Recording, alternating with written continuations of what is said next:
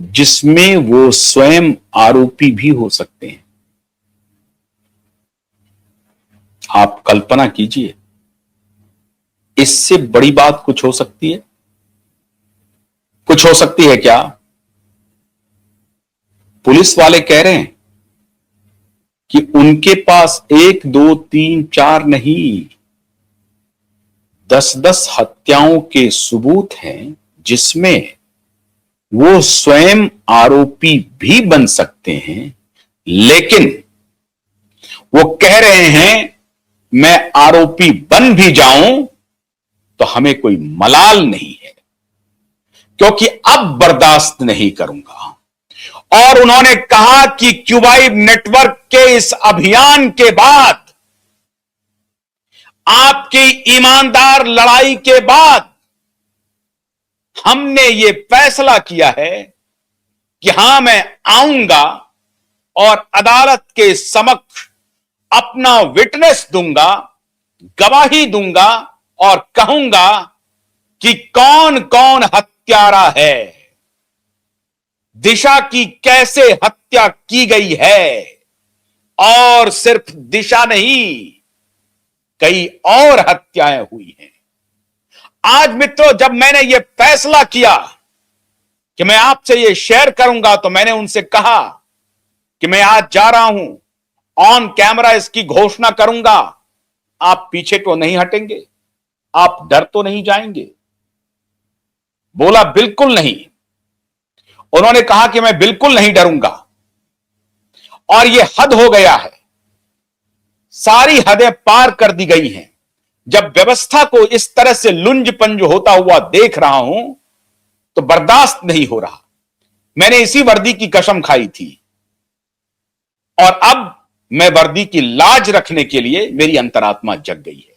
जैसे कि पंजाब में उस डीएसपी को सजा मिली और एक अधिकारी के बयान पर कि हां, मेरे सामने में फलाने डीएसपी ने आदेश दिया था कि इस व्यक्ति को पुलिस हिरासत में मार दो और मार करके नाले में फेंक दो लाश को।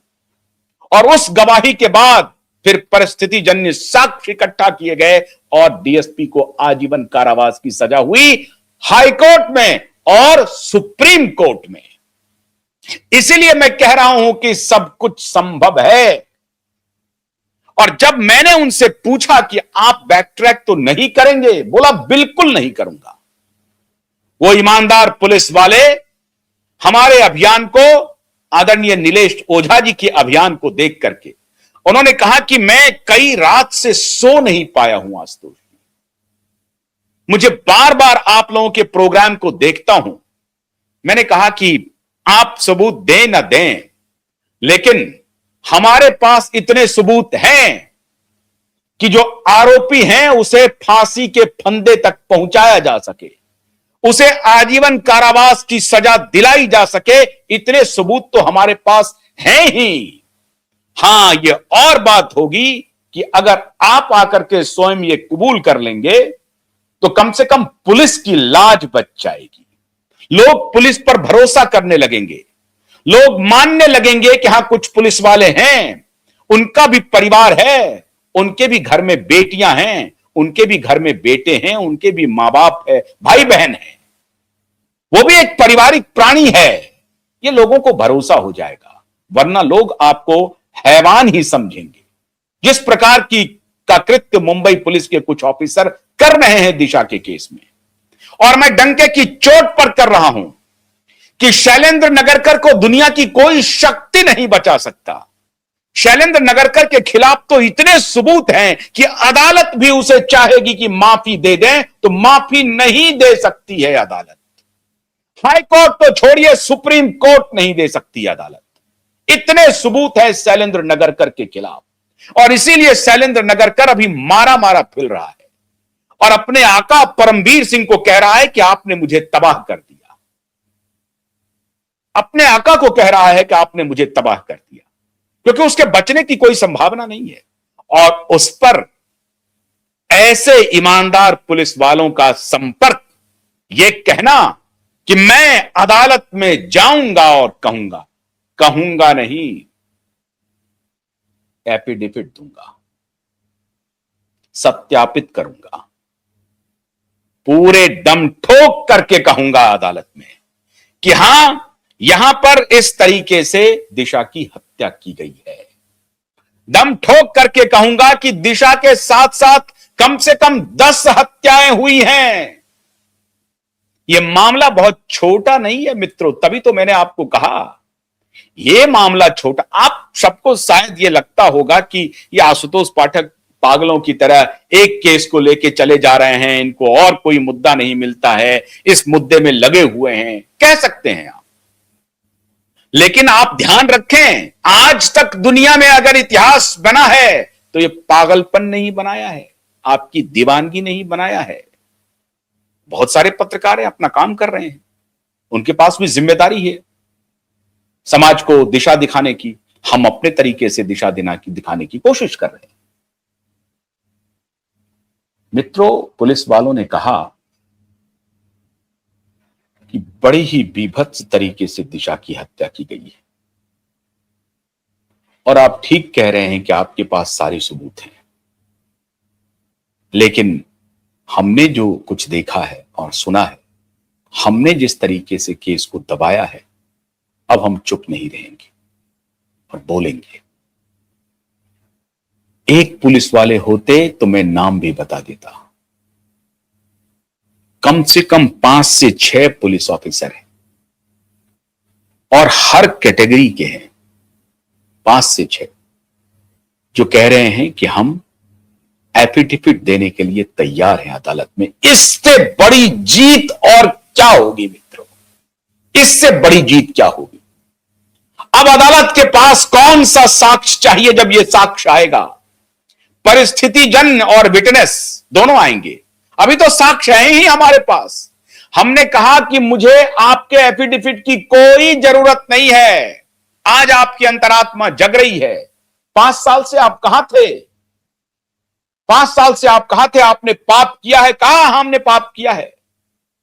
कहा उन्होंने हमने पाप किया? हमने कहा कि आप पाप किए हैं तो आपको भी इसका भागी बनना पड़ेगा। अंतरात्मा की जगने से बात बनेगी नहीं। बोला मैं सब कुछ भुगतने के लिए तैयार हूं। हमने कहा अच्छी बात है। नहीं भुगतेंगे तब भी कुछ लोग तो जाएंगे, कुछ लोगों को तो जेल जाने से कोई दुनिया की शक्ति रोक नहीं सकती। मैंने कहा ना, आपको अदालत नहीं रोक सकती, इतने साक्ष्य मौजूद हैं। और इसीलिए मैं कहता हूं कि ये जितने दलाल मीडिया एक तरफ अपनी पूरी ताकत लगा ले, सत्ता अपनी पूरी ताकत लगा ले, मैं कह रहा हूं मोदी अपनी ताकत लगा ले, मैं कह रहा हूं कि फडणवीस अपनी ताकत लगा ले, इस केस को सुलझने से इनकी कोई औकात नहीं है कि इस केस को वो लंबित कर देंगे।